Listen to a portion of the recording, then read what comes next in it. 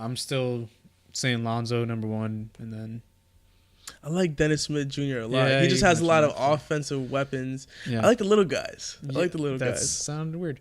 It did sound weird. Sounds pretty weird. But I like. Plus, there's not a lot for him to compete with in Dallas right now. Anyway, Harrison Barnes, it's Seth not, Curry. Wow. Yeah, so there's not a lot going on over there in Dallas. So it leaves a lot of room for him. But most likely it's gonna be Lonzo. That's what it's looking like, unless the Lakers just completely suck, like that time that I went against Doug in 2K and they were just missing every single shot except Lonzo. But that's the only way I see that not happening, or bar injuries or anything like that.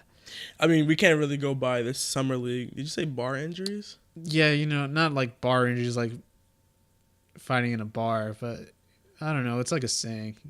I've never heard that in my life. I had to completely gotta stop look what it I up. was saying. Yeah, I was don't hoping even you know were what I gonna was catch saying. it. I was because was that right? I'm not really sure. What is a bar injury? What was I even saying?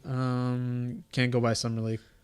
Oh yeah, you can't really go by Yeah. what he did in the summer league because it's the summer league. It's honestly. summer league, but you can still see the flashes of potential brilliance right there. What also was good for me to see is that they won the championship in the summer league without even having Lonzo there. Yeah, how did you feel about that? Like Lonzo getting the MVP, even though he missed like 2-3 games or something like that. I think he deserved MVP, but I think Kyle Kuzma also deserved Finals MVP.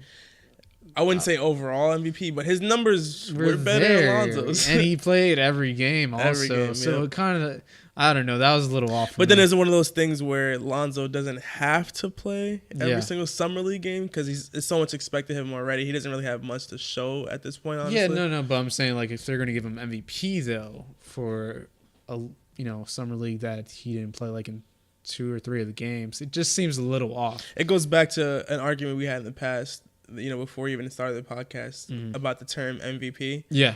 And is it really the most valuable player or is it just the most exciting player that people like to watch kind of thing? And everybody was hyped to see Lonzo kind of thing. Yeah, so definitely. in that case, you could say that, his MVP was based on him being such a popular player, most popular player. Is that what it is? See, like my whole MVP, I've said before, it's like, it's who's the most invaluable player to the NBA at that point in time. And in that case, he was valuable to the summer. Exactly. But I feel like it was just such a glaring error that he didn't play those games. And then Kyle Kuzma was like playing amazing basketball and totally helping Lonzo out too because he was scoring for him. Exactly. And there was games that Lonzo didn't play too well. Like his first game played horrible. Oh yeah. And obviously he had some great games, but it was just a little off, especially in some. In the games so that he smart. did play, though, I feel like It was enough to warrant. It was enough to make him a good case. And the fact that they won the championship without him too, that was. And Kyle Kuzma went off that game too, so I see that, and that's why Kyle Kuzma did get Finals MVP. But I think overall, just based off the definition of MVP popularity. But from my definition, what I feel like MVP should be is like how valuable a player is to that team. But I feel like that's how a team successful thing. they are. And basketball is a team sport. But I feel like that's like as in a team should have that little trophy ceremony for themselves kind of thing. Because you can go to each team and be like, oh, well, if without this player, we're not winning these many Let's games. look at past MVPs then. All right, so Kevin Durant, what year was Derrick Rose? We could talk Derrick Rose. Okay. 2011 Derrick Rose. Was he the most valuable player at that time? Yeah. To his team and to the NBA? I would say yeah. To his team, I'm not so sure. How far did they make it that year? I can't remember. That's when they had like 50-something wins. I know he was most valuable to the league. By that definition, I feel like he deserved it. But at that time... Didn't they have the number 1 seed in the East? Did they? I think so. That would be crazy. Yeah, that's what it was so crazy about. Like, he got them, and like Joakim Noah and I forgot Carlos Boozer were like the other next players and stuff. Right. So he didn't have a lot of weapons with him. Let me just double check that really quick. Keep talking. Talking about Derrick Rose now, like it's crazy how his body just broke down on him. He was so explosive and so fun to watch. And I saw something about, I don't know if you heard, like Westbrook he said he completely changed the way he landed from dunks. Yeah. Because you're supposed to land, I believe, on the ball of your foot, and he was landing on his heel, which you should never do. And that was a problem with Derrick Rose. Like if you go back and watch him like going to the rim and dunking and landing, it just looks like he was bound to get hurt eventually, honestly. So I mean, that year specifically, he definitely deserved MVP. Did you get the record yet? Yeah, they were 62 and 20. Oh, 62 and 10. 62 and 10. They didn't play 10 games. Still. Yeah, 62 and 20. First seed in the East. And this was when LeBron was on the Heat also, too. So it wasn't like it was just a walk through the East. So yeah, like for that year, I definitely think he deserved MVP. I'm willing to make the argument that is the weakest, like number one seed in the East ever. Because I remember you made that point that the Celtics are way weaker, way weaker than those Bulls. I'm saying apparently they were good enough to get to the conference finals against the Heat. I mean, the record was good. And what was the record in the playoffs in that series? In that series, they lost 1-4. Oh, okay, that's what I figured. Come on, it was the Heat. It was the Heat. The Celtics lost 1-4 also in the Eastern Conference Finals to LeBron, and it wasn't the same though. They won champions. I mean, it was way. They lost bad though. They lost bad. Like I'm pretty sure if we look at the scores for this, I want to look at the scores now. Yeah, we'll do that some other time. But that's for my own knowledge. Yeah. But yeah, is there anything else you want to talk about today? Any other MVPs that you want to talk about? MVPs that didn't deserve it. At a certain point, this is LeBron, because clearly he's the best player in the NBA. At a certain point, did they just stop giving him the MVP because we already know what's expected of him? Because he keeps pushing the ceiling higher. Yeah, it seems like if there was like a decade MVP, LeBron could win that. Because all right, so like if you go back to like middle school. Mm-hmm. And I forgot what was the award that I would sometimes get like every year, like every semester. And then I remember Alejandro got it like one time. At that, it was like best behave or something like that. Yeah. So in a way, it kind of gave off that, like, yeah, we know Joel's going to get it, but this is someone that's reaching forward kind of thing. He's striving to do this whole thing, even though like no one really cared about that award. I don't think he even cared. I didn't care. They just kind of gave it to anyone kind of thing. Right. I feel like in that case with LeBron, it's like we know you got the award. You know you're like super valuable. You know you're valuable to the NBA, but we need to kind of give it to someone else in a way. And I understand that, but then you look at players that have gotten like a crap load of MVPs, and then it's used as an argument to compare them. Like when they compare like Jordan, LeBron, like the accolades are a big part of that argument. And when you take that away from him, but then again, it's not completely easy to say, oh, he definitely should have won MVP this year. I feel like he definitely should have won MVP this year. Yes, over Russell Westbrook. Because that's when it goes back to, I think it should go to who's the most valuable to NBA that year, and I think it was Westbrook because he brought a whole new storyline to the NBA besides the whole Warriors situation. That's why I think. But then I'm pretty sure if you compare LeBron and Westbrook's numbers, LeBron was putting up triple doubles, like not nearly as much as Westbrook, but not averaging it, but he averaged it in the playoffs when it mattered. Yeah, and he made it to the finals. But playoffs, we don't count the playoffs when it comes to MVP though. You don't. But they are recently because, of course, they have the NBA. I don't think that. Well, they're not supposed to count it though. They're not supposed to. Of course, I don't know. It's gonna affect. I mean, I guess in this situation it didn't because Russell Westbrook only made it to the first round. Because I'm not sure if they already cast their votes before that whole thing. Because I don't think they wait all the way. They just wait to announce it then. Yeah, they cast their votes before. Yeah, okay, that makes sense. Yeah, and it's probably one of those things that they just got to keep complete secret or something like that. I can't tell you who I voted for. I can't tell you. There's some conspiracy stuff. They put like a little number. What about Curry when he won the unanimous MVP? That was a big shot in the face to a lot of people that have never won unanimous. I think that's more of a fault of like the reporters though, because it's like there's probably times that we should have given it unanimous. You know what? I'll make a case for Curry, and I started not liking Curry a lot these past, like I say, 2 years recently. But I'll make a case for Curry saying that he kind of did deserve unanimous MVP in this specific situation because me as a basketball fan, I kind of started not getting bored of it, I'll say, but it just kind of seemed like it was not the same thing either. I can't explain it, but some of the love for the game was kind of being lost, right? And then Curry comes out of nowhere, just completely changes the game. Yeah. And a lot of the older people 73 hate wins. 73 wins, completely. That's the thing. It's like he changed the game. Right. Like that was this was a small dude beating LeBron James kind of thing. People were saying, hey, is Stephen Curry the best? Is he taking LeBron's legacy right now? It was like literally those conversations were bringing up. Like people were literally like, arguments, is it Curry or is it Jordan? Like not like it is the next. Like it was crazy stuff going on. I could say for there was a period of time where I would say Curry was better than LeBron. When he was just, there was nothing that you can do. You lost your mind. There was a period of time. Don't that Curry's better than LeBron. During that 73, like as far as who would I want on my team, that guy's shooting threes and you can't do anything to stop him. Yes, in a heartbeat. And then he's taking pressure away from his other teammates because they got to worry about this dude. In a heartbeat, when better than LeBron. You're seriously making this argument. There was a period of time when yes, I would take him, and plenty of other people would too. All right, so put Curry on the Magic right now, right? Mm-hmm. Put LeBron on the Magic. I'm separately. Yeah. I'm saying during that little span, I would have totally would have taken Curry. I feel like because it was so different is why I was getting so much attention. Like LeBron wasn't out here doing anything. The numbers, crazy. He was doing it crazy though. He was doing it so easy.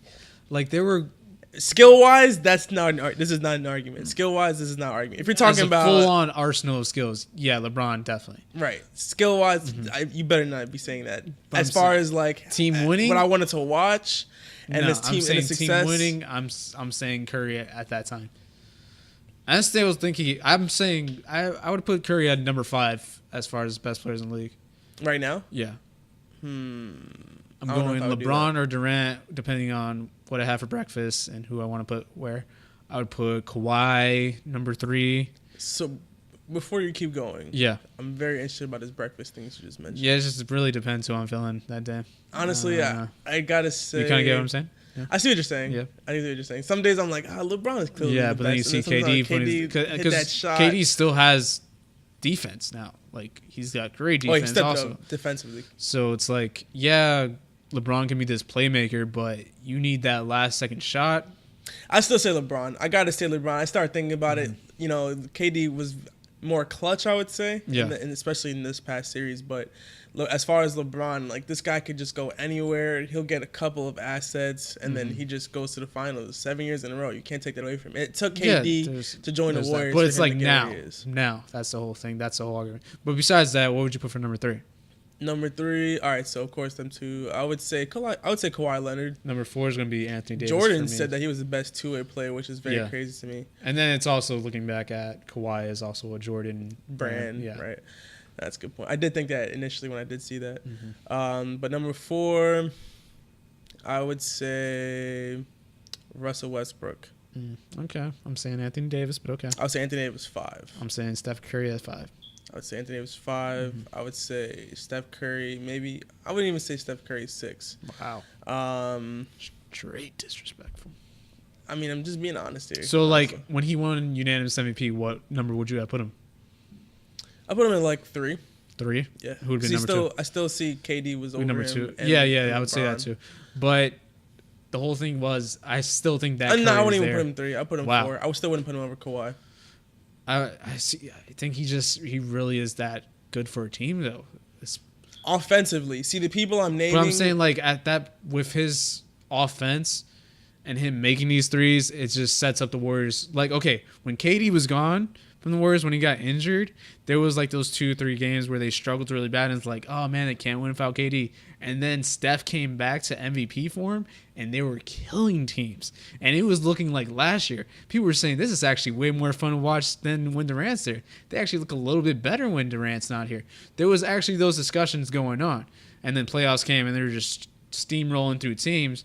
But when he got back to like his form, it was great to watch. But you got to be able to separate like fun to watch basketball from like. But that's what I'm saying. It wasn't even just basketball. But it was efficient though, because it's not efficient. The way Stephen Curry is playing is not efficiently. You cannot say him taking shots from like way too far out though. as It's efficient. working. It works because Yes. of him, but it's not efficient basketball. As Efficient in basketball with KD, they become like a completely better unit. Yeah, altogether. They may be more fun to watch with Stephen Curry launching threes from God I'm knows saying where. like Steph Curry's ability to do this stuff though just works all the way around because it gets the defense rolling.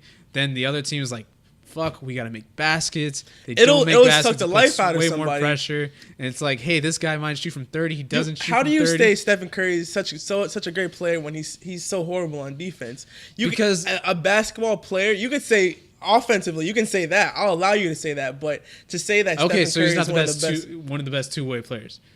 But if you want to say best basketball player, that includes all aspects of the game. When you say best basketball player, you're saying the best all-around player. That's going to make sure your team gets wins. That's what I'm saying when I'm saying best basketball player. I'm saying a team with Stephen Curry is going to do better than a team with Russell Westbrook. No, and you know I'm going to say no to that. I almost agree with you. I'm going to say no to that because Stephen Curry works in Steve Kerr's system. Okay, so Stephen Curry elsewhere is not going to be the same Stephen Curry. If they give him that, I think they're pretty much going to have to copy Kerr's playbook because the way he gets set up for screens, the way he's moving his cuts, the way they play that basketball, the positionless basketball is the reason why Curry is able to score the way he can. Yeah, but I think that's other teams would make that adjustment for him, though. Okay, so I'm saying Stephen Curry goes to the Thunder, Russell Westbrook goes to the Warriors. Stephen Curry would do better with the Thunder than Russell Westbrook would do with the Thunder. I think Hell so. no. Yeah, I think so. What? Yeah, I just think he's that much of a better player. Who is Stephen this Curry and Paul George together?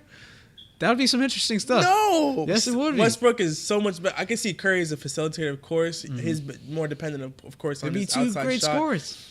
But Russell Westbrook in that system is what makes Russell Westbrook in that system will completely flourish. Probably better than because not only, I'm sure he'll get his open looks. He'll be able to I think we just say that just threes. because he has his 10 assists. If it wasn't for that 10 assist number, we wouldn't think that. I'm saying offense. I didn't even talk about his assists yet. I haven't talked about his playmaking. I'm talking about purely his scoring. It'll be a lot easier for him as we've seen KD. KD was struggling to get baskets while he was on the Thunder with Westbrook. Yeah, that's KD Westbrook's getting fault. KD and Kerr's system on the Warriors. You see all his numbers skyrocket, except maybe of course that's not more of system but his on the efficiency. Thunder. I don't think that's more Thunder fault and their way of doing things. That's more Westbrook's fault with his way of doing things and not passing KD the ball enough.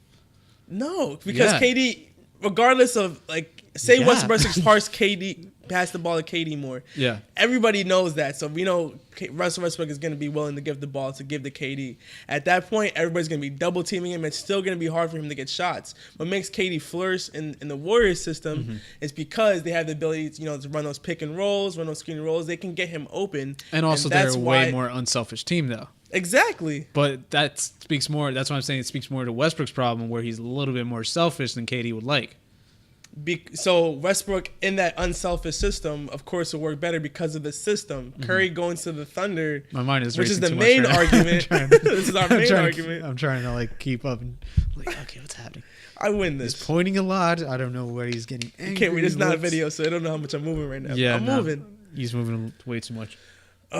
Just trying to get my point across, which is that Curry is overrated. Who would you put at number 6 then? I said it. Number 6?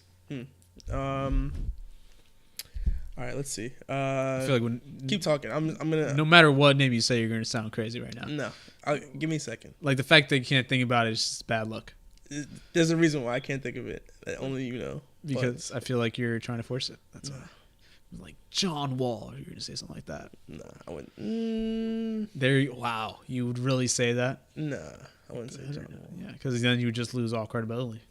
Even though I like John Wall, he's not better than Stephen Curry. Okay, let's see. Who do you got? Who do you got? Who do I got? Wow, you still don't got it? Jeez. Oh my God. You know what? There was 2 players. Who? Actually. Definitely don't say Isaiah Thomas. No. Okay. No. I'll say. Okay, so right now I can't say it because he's not in his prime. But I would have said Chris Paul. What? Get out of here! Get out of here! No. And James Harden. What? Yes. No. No. James Harden more now. And what I'm saying is I'm factoring defense into that also. Crazy. You're crazy. James Harden might be out of the conversation with that one, but we're talking about the Chris best Paul, basketball players, defense, Chris Paul, and his offense. He is all around game. No, it's his. I would take Steph's offense over Chris's offense and defense. That's crazy. Because it's what he does for the rest of the team. Though. I guarantee you, like if this was to happen where Curry would go to another team, you would be so disappointed. You'd be like, "Yo, I wish we could bet on this." I wish they can do this. I wish they can do this. I wish we can make a. What's phone call. Odds odds on this? I wonder. Odds Sharks? Like Vegas betting. Is that what they call them? Oddsharks.com. Oddsharks. Oh, it's a website. Yeah. Oh, okay, interesting. Thanks for watching, guys. Like, comment, subscribe. Anything else you want to say, Joel? No, you got it. All right. Take care.